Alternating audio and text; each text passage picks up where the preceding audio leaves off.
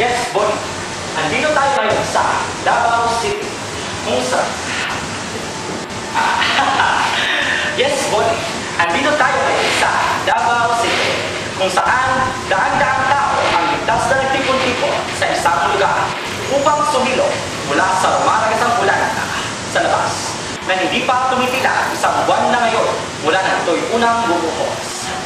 Tinatayang umabot na sa daan-daang milyong piso ang halaga ng mga nasalantang ari-arian at maraming buhay na rin ang nasawi.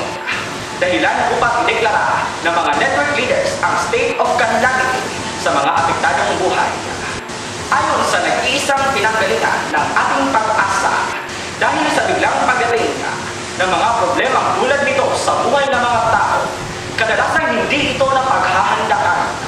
Kaya naman, pinapayuhan ang lahat na in the multitudes of counselors, there is safety. Hinikayat din ang mga sumusubaybay ngayon na gawin na ang mga sumusunod upang maging handa sa malaking posibilidad ng pag-atake ng La Nina sa kanilang buhay. Una, ihanda ang first aid kit na naglalaman na panandaliang lunas sa sugat sa puso at damdamin na nagdala ng problema.